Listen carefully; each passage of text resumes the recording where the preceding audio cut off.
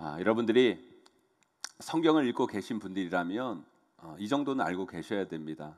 우리가 가진 성경에는 사사기 몇 장 몇 절 이렇게 장절이 구분되어 있잖아요. 그러나 성경이 처음 쓰여졌을 때는 장절 구분이 없이 그냥 각 권별로만 나눠져 있었을 뿐입니다.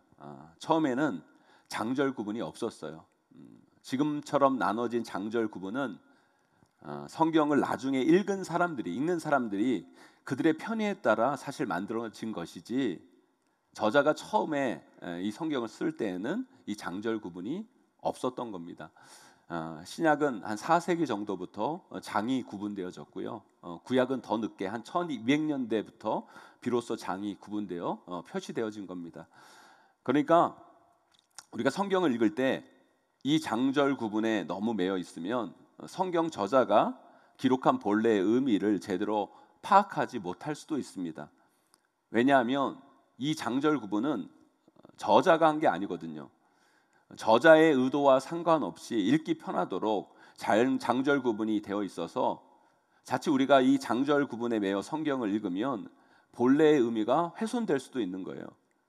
그런데 오늘 우리가 읽은 이 본문 이 말씀이 이 장절 구분 때문에 성경 저자가 기록한 본래의 의미와 맥락을 오해하기 쉬운 구절이 오늘 본문의 말씀이라는 겁니다. 오늘 우리가 읽은 본문 사사기 12장하고 13장은 구분되어 있어요. 명확하게 분리되어 있는 것처럼 읽혀져요. 13장부터는 우리가 너무 잘 알고 있는 삼손의 이야기가 나오고요. 12장에는 삼손 이전의 사사들의 이야기가 이렇게 나옵니다. 그러니까 12장하고 13장이 아무 연관이 없는 것처럼 여겨질 수가 있어요. 그러나 오늘 이 본문을 우리가 세밀하게 잘 읽어보면 사사기 12장하고 13장은요 구분되어지는 장이 아닙니다. 오히려 사사기 저자가 이 말씀을 처음 기록할 때에는 이 두 장은, 이 12장 후반부와 13장 초반부는요 연결되어지는 내용이에요. 그러니까 이 두 장을 연결해서 읽어야 저자가 우리에게 주고자 하는 메시지를 우리는 발견하게 되는 겁니다. 그것을 우리는 오늘 알고 가야 돼요. 그렇다면 사사기 저자가 이 12장 후반부와 13장 초반부 이 두 장의 말씀을 통해서 우리에게 전달하고자 하는 메시지는 뭘까요? 그러기에 오늘 말씀의 몇 구절을 좀 우리가 읽어봐야 합니다. 우리 먼저 사사기 12장 8절 9절 말씀 읽어보도록 하겠습니다. 함께 있습니다. 시작. 그 뒤를 이어 베드레헴의 입산이 이스라엘의 사사가 되었더라. 그가 아들 30명과 딸 30명을 두었더니 그가 딸들을 밖으로 시집 보냈고 아들들을 위하여는 밖에서 여자 30명을 데려왔더라. 그가 이스라엘의 사사가 된 지 7년이라. 아멘. 우리 사사기 12장 우리 13절 14절도 읽어보도록 하겠습니다. 함께 있습니다. 그 뒤를 이어 바라돈 사람 할렐의 아들 압돈이 이스라엘의 사사가 되었더라. 그에게 아들 40명과 손자 30명이 있어 어린 닭이 70마리를 탔더라. 압돈이 이스라엘의 사사가 된 지 8년이라. 아멘. 우리가 방금 읽은 본문에는 사사 두 명이 나와요. 하나는 입산이라는 사사가 나오고요. 하나는 압돈이라는 사사가 나옵니다. 그런데 이 두 사사에 대한 이야기를 하는데 지금 뭘 이야기하고 있어요, 여러분? 별 시덥지 않은 내용을 말하고 있는 거예요. 이 본문에서 이 두 사사에서 공통적으로 기록되어진 내용이 뭐예요? 사사의 무슨 위대한 업적을 기록한 것이 아니라 그들의 자식들의 숫자를 열거하고 있어요. 입사는 뭐래요? 아들 30명에 딸 30명을 낳았다. 이렇게 기록되어져 있고요. 압돈은 뭐라고 그래요? 아들 40명에 손자 30명이 그에게 있었다. 아니 여러분, 그 사람들 자식들 몇 명 있는 게 뭐가 그렇게 중요하다고 사사기 저자는 그걸 굳이 여기에 기록했을까요? 아니 이 두 사사의 다른 일들도 참 많았을 텐데 굳이 우리가 별로 궁금하지도 않고 별로 중요하지도 않을 것 같은 자식이 몇 명이었냐는 그런 내용을 왜 기록하고 있었냐는 거예요. 요즘 이슈가 되는 어떤 연예인처럼 그 연세에도 자식을 낳게 될 만큼의 남성성이 대단하다라는 것을 알려주기 위해서 사사들이 이렇게 자식을 많이 낳았다는 것을 알려주기 위함일까요, 여러분? 그게 아니에요, 여러분. 성경의 저자가 이 두 사사의 자식들이 이렇게 많다는 걸 쓴 이유는 바로 그 다음 13장에 나오는 이 내용과 대조해서 우리에게 뭔가를 이야기해 주고 싶어서 앞에 그 사사들 자식들이 그렇게 많다는 것을 우리에게 알려준 거예요. 그렇다면 13장에 어떤 내용을 이야기하기 위해서 이 12장 후반부에 이 사사들의 자식들이 이렇게 많은 걸 저자는 이야기했을까요? 우리 사사기 13장 2절 3절 말씀 함께 읽어보도록 하겠습니다. 함께 있습니다. 시작. 소라 땅의 단 지파의 가족 중에 마노아라 이름하는 자가 있더라. 그의 아내가 임신하지 못함으로 출산하지 못하더니 여호와의 사자가 그 여인에게 나타나서 그에게 이르시되 보라, 내가 본래 임신하지 못함으로 출산하지 못하였으나 이제 임신하여 아들을 낳으리니. 아멘. 사사기 저자가요 12장에서 그 사사들의 자녀들이 그렇게 많다는 것을 쓴 것은 단순히 그 내용을 알려주기 위함이 아니라 이 13장에서 삼손이 어떤 상황에서 어떤 가정 어떤 가문에서 태어나게 되었는가를 알려주기 위해서 그 앞에 두 사사의 자식들이 그렇게 많다는 것을 대조적으로 먼저 이야기해 준 거예요. 보세요 여러분, 한 사사의 아들이 몇 명이에요? 30명이래요. 그리고 딸이 30명이래요. 합쳐서 몇 명이에요? 60명의 자식들이 있었어요. 한 사사는요 무려 아들만 40명이에요. 그리고 손자가 30명이래요. 그러나 여러분, 마노아의 가정, 이 삼손의 아버지인 마노아의 가정은 아무도 없었어요. 자식이 한 사람도 없었어요. 게다가 불임이에요. 자손이 끊겨버렸어요. 이 두 가정을 지금 사사기 저자는 대조적으로 이야기해주고 있는 거예요. 근데 여러분, 놀라운 게 뭔지 아세요 여러분? 그렇게 많은 자녀들, 풍족한 후손들이 있는 가정에서 사사가 나온 게 아니라 불임의 가정에서, 아무것도 없는 가정에서 새로운 사사가 세워졌다는 거예요. 여러분, 풍요 속의 빈곤이라는 말을 들어보셨죠? 그렇게 자식이 많은데 훌륭한 조건과 좋은 여건을 가진 그 가정에서 하나님은 하나님의 역사를 일으키는 사사를 세우지 않으시고요. 어떤 가정에서 사사를 세우세요? 불임의 가정, 후손이 끊겨진 그 가정에서 사사를 세우셨다는 거예요. 풍성하고 좋은 가정이 아니라 어려움과 절망 가운데 봉착해 있는 한 가정의 절규 속에서 하나님은 하나님의 역사를 시작했다는 거예요. 그것을 대조적으로 보여주기 위해서 사사기 저자는 오늘 본문의 내용을 이렇게 대조적으로 설명해 놓고 있다는 거죠. 그렇다면 왜 하나님은 그렇게 자손도 많고 풍성하고 좋아 보이는 그런 가정을 놓아두고 왜 하나님은 불임이라는 고난과 절망의 가정을 통해서 하나님이 사용하시는 사사를 세우셨을까요?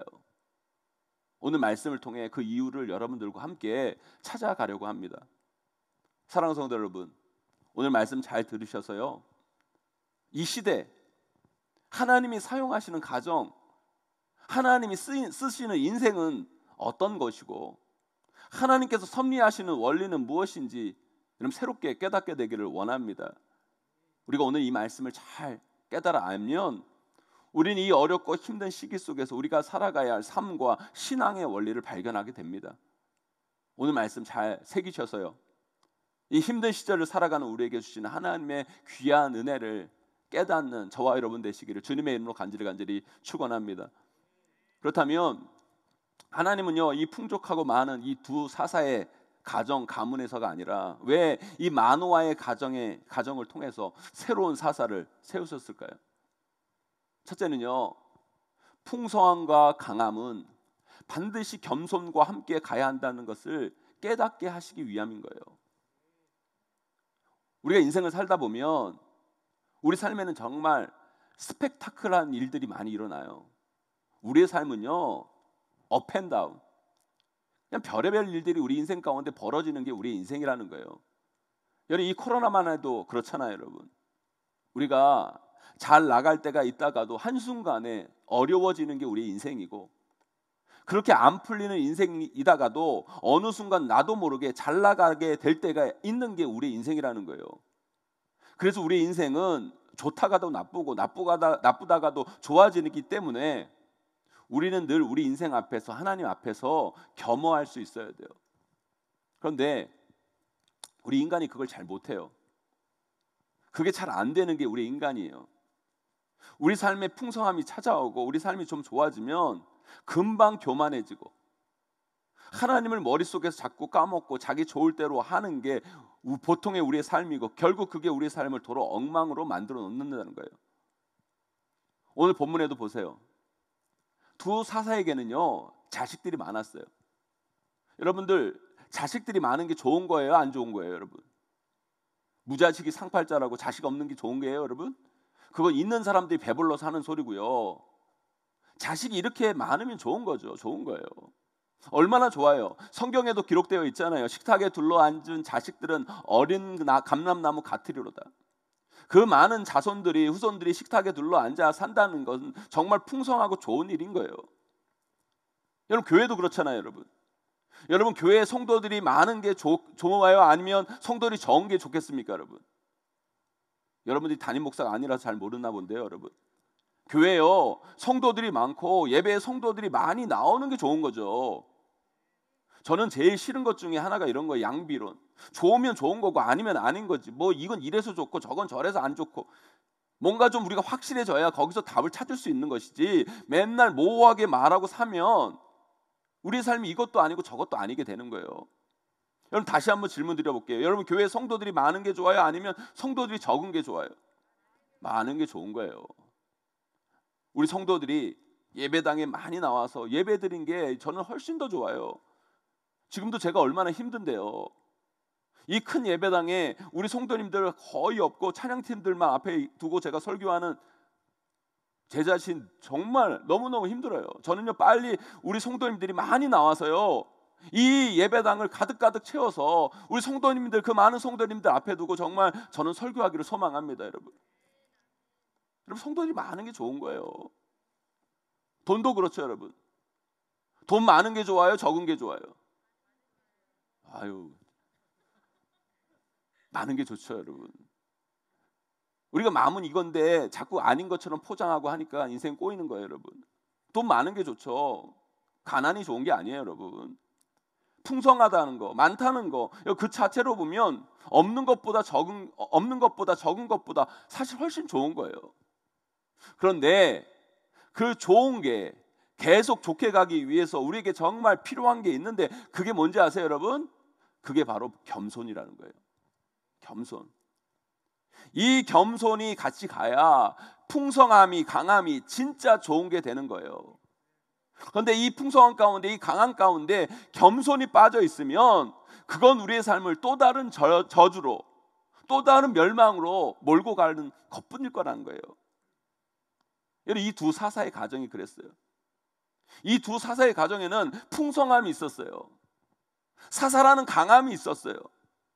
그런데요 겸손을 잃어버렸어요. 그래서 그 좋음이 좋음으로 이어진 것이 아니라 나쁨이 되어버려요. 저주로 끝나요. 그걸 어떻게 알아요? 우리 오늘 말씀 12장 9절 다시 한번 읽어보도록 하겠습니다. 함께 있습니다. 시작. 그가 아들 30명과 딸 30명을 두었더니 그가 딸들을 밖으로 시집 보냈고 아들들을 위하여는 밖에서 여자 30명을 데려왔더라. 그가 이스라엘의 사사가 된 지 7년이라. 딸들을 밖으로 시집 보내고, 여러분들 그럼 딸들을 밖으로 시집 보내지 안으로 시집 보내겠어요, 여러분?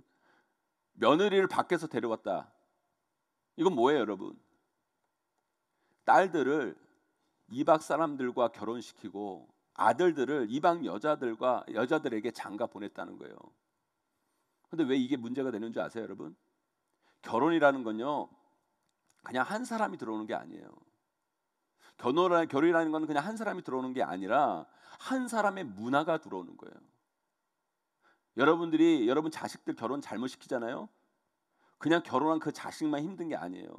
여러분 가정, 여러분의 가문 전체가 힘들어지게 되고요. 잘못하는 여러분 가정, 여러분의 가문의 문화가 무너지게 돼요. 왠지 아세요? 그 사람은 한 사람이 들어온 게 아니라 그 사람의 문화를 가지고 여러분의 가정을 바꾸기 때문인 거예요. 그래서 하나님께서 이스라엘 백성들이 가나안 땅에 들어가기 전에 이스라엘 백성들에게 철저히 주의시킨 게 뭔지 아세요? 절대 너희들이 가나안 땅에 들어가면 그 가나안 땅에 사는 이방 족속들과 상종하지 말아라. 그들이 가나안에 있는 이방 족속들과 살면서 그들과 상종하게 될 때 그들의 문화에 빠져 하나님을 저버리는 영적 타락, 영적 혼합주의에 빠질까 봐 하나님께서 그들과 상종하지 말라고 말씀하실 뿐만 아니라 심지어 하나님께서 어떤 말씀까지 하신 줄 아세요, 여러분? 너희들이 가나안 땅에 들어가서 그 땅을 점령할 때에는 그 땅의 모든 것을 다 진멸해 버려라. 그렇게 말하실 만큼 하나님께서는 이스라엘 백성들에게 엄히 경고하세요. 절대 그들의 문화에 빠져들지 말라고. 그런데 지금 이스라엘 지도자라고 하는 사사가 그들의 딸을 이방인들과 결혼시키고, 그것도 그 딸 30명을 다 이방인들에게 결혼시키고, 그 아들 30명을 전부 다 이방인에게서 며느리를 데려온 거예요, 여러분. 여러분, 그런 가정에 아들, 딸이 많으면 뭐 하겠냐고요. 손자들이 많고 그들이 세상적으로 잘 나가고 힘이 있고 그럼 뭐 하겠냐고요. 다 하나님 안 믿고 자기 마음대로 세상 문화에 빠져서 사는 그 인생이 되어버렸는데, 여러분. 그러니까 그 자손의 풍성함 속에서도 이 두 가정 속에서는 하나님의 일을 감당할 만한 사사 한 명조차도 세울 수가 없었던 거예요. 얼마나 안타까워요. 사랑하는 성도 여러분, 교만과 겸손이 뭔지 아세요, 여러분? 교만은 뭐 우쭐대고 겸손은 네 이러면서 여러분 공손한 게 겸손이 아니에요, 여러분. 교만은요, 하나님을 잊고 사는 게 교만이고요. 겸손은 나보다 하나님을 늘 앞에 놓고 하나님이 내 삶의 우선순위가 되는 게 겸손이에요. 그런데 사람이요, 풍성해지면, 좀 강해지면 하나님을 잊어요. 하나님을 기억하지 못해요. 하나님을 앞세우는 게 아니라 자꾸 자신을 앞세워요.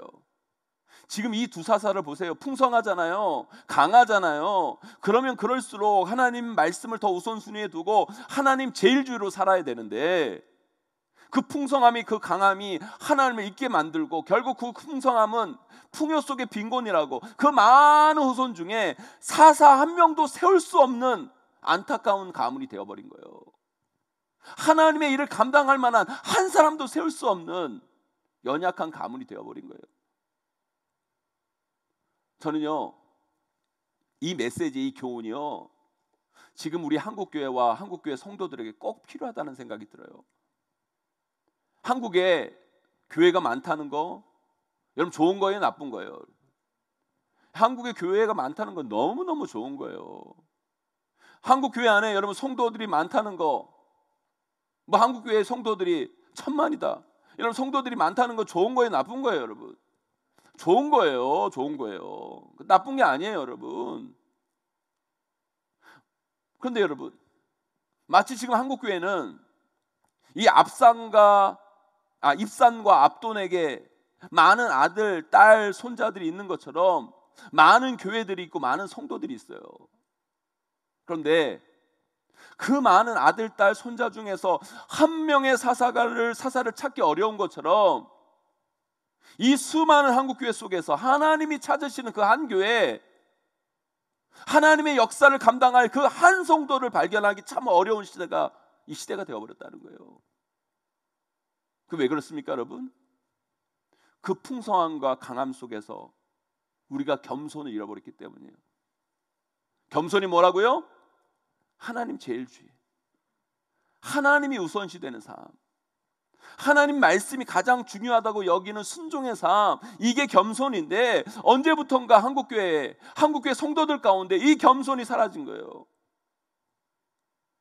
언제부턴가 교회에 담임 목사가 제일 중요하게 여겨지고 당회가 제일 권한이 강하고, 성도들 인심 잃을까 봐, 성도들 교회 떠날까 봐 성도들 눈치나 보고.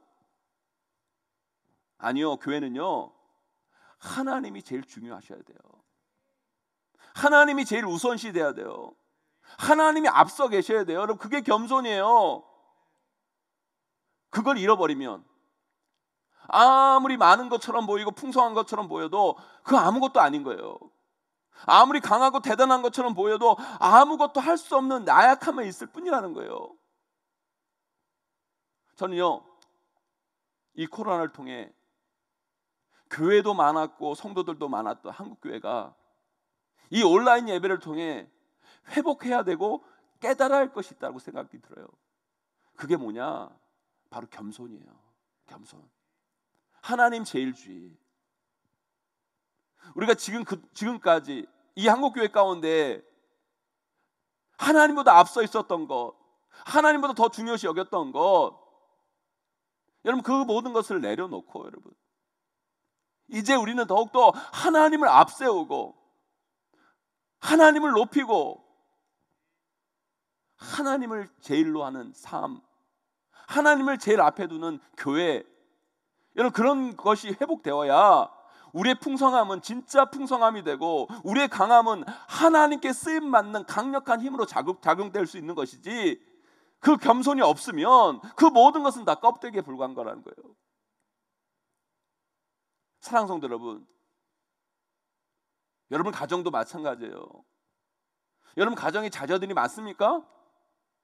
여러분 자녀들이 공부를 잘해요? 그래서 뭐 서울연고대 들어갑니까? 돈이 좀 있습니까? 풍성합니까? 여러분 요즘 잘 나가십니까? 네, 좋아요. 그런데 여러분들이 점검해야 할 것이 있어요. 그 풍성함과 강함이 겸손과 함께 가고 있습니까? 하나님 제일주의, 하나님이 가장 우선시되는 삶, 그 삶 가운데 풍성함과 강함이 유지되고 있냐는 거예요. 그러지 않으면 그 풍성함은요 껍데기예요. 그 겸손이 없으면 아무리 여러분 가정에 자녀들이 많고 여러분 자녀들이 공부를 잘해가지고 하버드 하레비를 들어가도 여러분 그거 아무 의미 없는 거예요. 그 강함은 금방 꺾어버리는 나약함에 불과하다는 거예요. 우리 삶이 여러분 풍성할 때 강할 때 우리는 늘 잊지 말아야 돼요. 하나님이 우선이다. 하나님이 제일이다. 우리 인생을 살아갈 때요, 때로는 우리가 잘 나갈 때가 있잖아요. 풍성할 때가 있잖아요. 그때 여러분 다른 거 생각하지 마세요. 다른 거 생각하지 말고요, 이거 한 거 생각하셔야 돼요. 하나님이 제일이다. 하나님 앞에 놓아야 된다. 하나님 말씀 따라가야 된다. 여러분 이 겸손으로 나아갈 때 우리의 풍성함은 더 큰 풍성함이 되고 우리의 강함은 하나님 앞에 쓰임받을 수 있는 강함이 되게 될 줄 믿습니다. 기억하세요 여러분, 풍성함과 강함은요 겸손과 함께 가야 돼요. 이것이 우리에게 주시는 하나님의 섭리의 원리예요. 여러분 이것을 놓치지 않고 늘 겸손함으로 더 풍성함과 진짜 강함을 이루어 가시는 저와 여러분 되시기를 주님의 이름으로 간절히 축원합니다. 두 번째로요, 가난함과 약함은 간절함과 갈급함을 만날 때 역사가 나타난다는 거예요. 우리 오늘 본문 말씀 13장 2절 말씀에 보면 이런 단어가 나와요. 소라 땅의 단지파의 가족 중에. 왜 성경에 이런 단어들이 적혀 있는 줄 아세요? 여러분 성경에 적힌 단어들은요 하나도 그냥 쓰여진 단어가 없어요. 단지 우리가 그 뜻을 발견하지 못할 뿐이지, 그래서 우리가 성경을 연구해야 되는 것이지, 여러분 성경 단어 하나하나는요 하나님이 우리에게 주시는 메시지가 있어요. 여러분 소라라는 이 히브리 단어의 뜻은요 비참하다라는 뜻이에요. 왜 비참한지 아세요? 그 소라 땅이 왜 비참한 땅인지 아십니까? 이 소라 땅이요 블레셋과 이스라엘의 경계 지역에 있었거든요. 그러니까 외세의 침략으로 수많은 고통을 경험한 땅이 이 소라 땅인 거예요. 그리고 여러분 단지파라는 건요 이스라엘에서 가장 약한 지파가 있는데 그 가장 약한 지파가 단지파인 거예요. 소라 땅의 단지파의 가족 중이라는 것은요 가장 비참한 땅에 살면서 가장 약한 가정이 그 가정이라는 거예요. 그런 가정이 마노아의 가정이었어요. 가장 비참한 땅에 살고 가장 약한 지파에 속한 그 마노아의 가정, 게다가 그 부분은 뭐예요? 불임이에요. 이거 우리나라 말로 표현하면 엎친 데 겹친 거기죠 여러분. 한마디로 약하고 가난하고 어렵고 절망적이고 이렇게 표현할 수밖에 없는 가정이 마노아의 가정이었다는 거예요. 그런데 하나님은요 그 풍성하고도 많은 자손을 둔 사사의 가정이 아니라 이 약하고 가난하며 아무것도 아닌 이 마노아의 가정에서 하나님의 새로운 역사를 일으키고 새로운 인물을 세우세요. 왜 그랬을까요 여러분? 가난해서요? 약해서요? 아니요, 여러분. 가난하기 때문에, 약하기 때문에 그렇다고 한다면 마노아의 가정 말고도 많았을 거예요. 그렇다면 그들도 다 쓰임 받아야죠, 여러분. 그것만이 이유가 아니라는 거예요. 그렇다면 가난하고 약한 이 마노아의 가정이 다른 가정과 구별되었던 결정적인 이유가 뭘까요, 여러분? 그건 바로 간절함이었다는 거예요. 갈급함이었다는 거예요. 남들에게 없는 간절함과 갈급함이 그들에게는 있었다는 거예요. 하나님의 구원은요, 하나님의 회복은요, 결국 많음에서 시작되는 게 아니에요. 오히려 없음에서 시작하고 부족함과 약함에서 비롯되는 거예요. 그런데 그냥 없음이 아니라, 그냥 부족함이 아니라 그 없음 가운데 하나님의 은혜를 구하는 간절함, 그 갈급함에서 일어난다는 거예요. 우리 사사기 13장 8절 말씀 읽어보도록 하겠습니다. 함께 있습니다. 시작. 마노아가 여호와께 기도하여 이르되 주여 구하옵나니 주께서 보내셨던 하나님의 사람을 우리에게 다시 오게 하사 우리가 그 낳을 아이에게 어떻게 행할지를 우리에게 가르치게 하소서 하니. 아멘. 전 여기서 우리가 다시라는 단어에 주목해야 된다고 생각해요. 다시. 여러분, 은혜는요, 한 번의 은혜로 끝나는 게 아니에요. 다시, 또 다시 한 번 하나님을 만났다고 여러분 인생이 완성되는 게 아니라 다시 또 다시 이런 갈급함이 우리에게 필요한 거예요, 여러분. 여러분, 가난하다는 건, 없다는 건, 부족하다는 건 누군가의 도움이 필요하고 뭔가 채워질 것이 요구된다는 거예요. 근데 많은 가난하고 부족한 사람들이요, 그걸 간절함으로, 갈급함으로 구하는 사람이 있는가 하면 그걸 그냥 당연하게 받아들이고 사는 사람들이 있어요. 없는 게 당연하고 가난한 게 당연한처럼 여기면 사는 사람들. 여러분, 이 코로나도 마찬가지예요. 이 코로나는 끊임없이 우리를 연약하게 만들고 불편하게 만들고 힘들게 만들어요. 그런데 어떤 사람은 이 속에서 이 연약한 가운데, 이 불편한 가운데 끊임없이 기도하고 구하고 회복되기를 원하고 바뀌기를 바라는 사람이 있는가 하면 그냥 이 모든 걸 어쩔 수 없는 것이라고 받아들이면 사는 사람도 있다는 거예요. 여러분, 착각하지 마세요. 가난함과 약함과 불편은 당연한 게 아니에요. 그걸 당연하게 받아들이지 마세요. 가난과 약함과 부족은 늘 간절함과 갈급함으로 나아가야 돼요. 그것과 만나야 돼요. 그렇게 될 때 우리의 가난함과 약함조차도 은혜요 축복이 될 수 있는 근거가 되는 거예요. 그런데 가난한데, 약한데 그 삶에 간절함마저 없다면, 갈급함마저 없다면 그 삶은 정말 저주와 같은 삶이 되어버리는 거예요.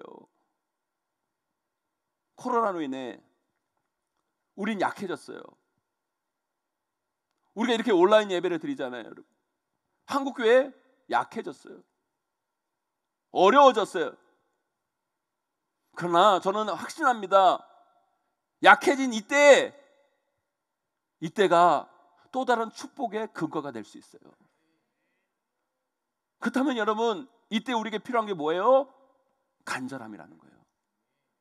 갈급함이라는 거예요, 여러분. 이걸 그냥 당연한 것으로 받아들이는 것이 아니라 이 가난 속에서, 이 약함 속에서, 부족함 속에서 우리는 더 간절해져야 되고요, 더 갈급해져야 돼요. 그럴 때 우리가 회복될 수 있고 변화될 수 있고 다시 세워줄 수 있는 것이지, 여러분, 이걸 당연하게 받아들이고 오히려 이 온라인 예배 드리는 거 이걸 즐기는 분들도 계세요. 그냥 그러면 이건 우리에게 또 다른 엄청난 저주로 다가오게 되는 거예요. 지금 이 코로나로 인해 또 여러 가지 상황 가운데 우리는 가난해지고 약해지고 아마 부족한 가운데 놓여 있는 우리 성도님들이 계실 거예요.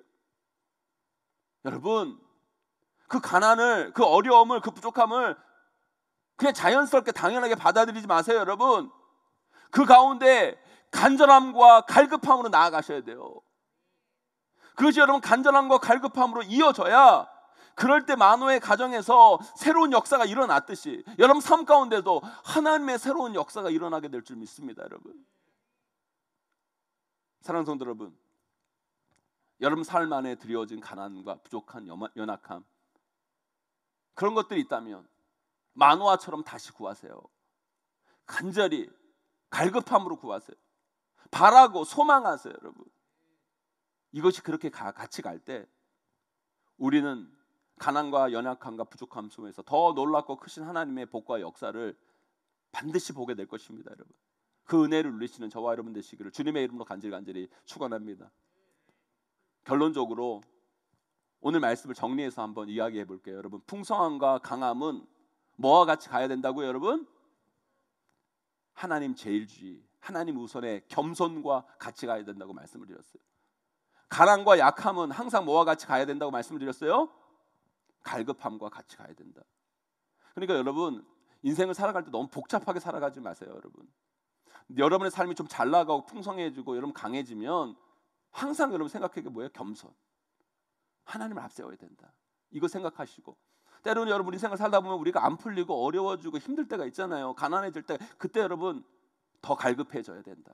더 간절해져야 된다. 여러분 그것만 생각하시고 나가시면 여러분의 인생이 여러분 잘못될 일이 없어요. 그런데요, 이 둘을 한 방에 완성시키는 하나의 방법이 있어요. 궁금하시죠, 여러분? 이 둘을 여러분 한 방에 완성시키는 하나의 방법, 그게 뭔지 아세요, 여러분? 그건 다른 게 아니라 바로 예배예요. 예배. 풍성함과 강함 가운데 우리가 겸손하기 위해서는요, 예배해야 돼요. 예배에 목숨을 걸어야 돼요. 예배 드린다는 건 뭐예요? 이 풍성함과 강함의 주체가 내가 아니라 하나님이라는 거 아는 거죠. 그래서 하나님을 높이고 하나님을 우선시하고 하나님을 찬양하는 예배 자리에 나오고 거기서 예배하는 거예요. 그래서 예배하면 강한 자가 겸손해져요. 풍성한 자들이 타락하지 않아요. 그래서 풍성하면 풍성할수록, 강하면 강할수록 우리는 더 겸손해지기 위해서라도 예배해야 되는 거예요. 또한 여러분, 가난하고 약할 때 우리는 예배해야 돼요. 여러분, 가난하고 약한 자들이 예배하는 건 뭐예요? 은혜를 구하는 거잖아요. 은혜. 나의 이 문제를 해결하실 분은 오직 여호와 하나님 한 분이시다. 오직 그분만이 나를 회복시키시고 나를 일으키시고 나를 다시 세울 것이다. 그래서 나는 이 예배를 통해 하나님께 기도한다, 간구한다. 이 갈급함으로 예배의 자리에 나오는 거예요. 그래서 여러분, 풍성함과 강함 가운데 예배하지 않는 자는 교만해지고요, 가난함과 연약함 가운데 예배하지 않는 자들은 구하지 않는 자들이라는 거예요. 그래서 예배가 중요합니다. 예배는 우리가 강하고 풍성할 때 겸손케 하는 게 예배고요, 우리가 가난하고 약할 때 구하게 할 수 있는 그 자리가 예배의 자리예요. 그래서 우리는요, 강하거나 약하거나 부하거나 강하게 되거나 풍성하거나 모자라는 그 어떤 순간에도 하나님이 기뻐하시는 예배자로 서야 돼요. 하나님은 그래서 예배자를 찾으시고 그런 예배자를 통해 섭리하시고 그런 자와 함께 하시고 그런 자를 사용하시는 거예요. 사랑하는 성도 여러분, 항상 예배하세요. 어느 순간에도 서도 예배하세요. 예배는 우리를 겸손케 하고, 예배는 우리를 주님 앞에 구하는 자로 나아가게 하는 거예요. 그래서 예배가 우리를 지키고 예배가 우리를 살리는 거예요. 예배가 살아야 우리가 사는 거예요. 여러분, 이후에 삼손도 보세요. 그는 강했지만 겸손과 함께 가지 않을 때 그는 두 눈이 뽑히고 세상 사람들의 조롱거리가 되는 약함을 경험해요. 그러나 그가 약해졌을 때, 그 약한 자리에서 갈급함으로 하나님의 은혜를 다시 구하며 나아갈 때 그는 다시 강해져서 하나님과 그를 비웃는 모든 사람들을 초토화시켜버리잖아요. 사랑하는 성도 여러분, 사사기 저자는요, 오늘 이것을 우리에게 알려주고자 한 거예요. 기억하세요. 풍성함과 강함은 겸손과 함께 가야 되고, 가난과 약함은 늘 갈급함과 함께 가야 돼요. 지금 풍성함과 강함 가운데 있는 분들이 계십니까, 여러분? 기억하세요. 하나님 제일주의, 하나님을 우선시하는 겸손을 놓치지 마시고, 지금 가난과 약함 속에서 어려워하시는 분들, 여러분 포기하지 마시고 당연한 것을 받아들이지 마시고 갈급함과 간절함으로 나아가 주님 앞에 구하며 나아가는 인생이 되세요. 여러분, 그것이 여러분의 삶을 아름다운 길로, 복된 길로 인도하게 될 거예요. 우리 모두 진정한 예배자로 나아감으로 강한 자는 겸손해지고 약한 자는 갈급함으로 간구하는 역사가 여러분의 삶과 가정 가운데 일어나게 되기를 주님의 이름으로 간절히 축원합니다. 우리 시간 함께 찬양하며 나아가기를 원하는데요, 하나님이 찾으시는 진정한 그 예배자, 하나님 기쁘게 하는 예배자로 우리 모두가 세워지기를 간절히 원합니다. 하나님이 찾으시는 그 한 사람이 되기를 원합니다. 주를 위한 이곳에, 주를 위한 이곳에 예배하는 자들 중에, 예배하는 자들 중에 그가 찾는 이 없어, 그가 찾는 이 없어. 주님께서 슬퍼하시네. 주님이 찾으시는, 주님이 찾으시는 그 한 사람, 그 한 사람, 그 예배자. 내가 그 사람 되기, 내가 그 사람 되기. 간절히 주께 예배하네. 주 은혜로, 주 은혜로 이곳에 서 있네. 주 임재에 엎드려 절하네. 그 어느 것도 난 필요 없네. 난 필요 없네. 주님만 경배. 주 은혜로, 주 은혜로 이곳에 서 있네. 주 임대에 엎드려 절하네. 그 어느 것도 난 필요 없네. 주님만 경배해. 다시 한번 고백합니다. 주를 위한 이곳에, 주를 위한 이곳에 예배하는 자들 중에, 예배하는 자들 중에 그가 찾는 이 없어, 그가 찾는 이 없어. 주님께서 슬퍼하시네. 주님께서 슬퍼하시네. 주님이 찾으시는, 주님이 찾으시네. 우리가 그 한 사람이 되기를 원합니다. 그 한 사람, 그 예배자가 되기를 원합니다. 내가 그 사람 되기, 내가 그 사람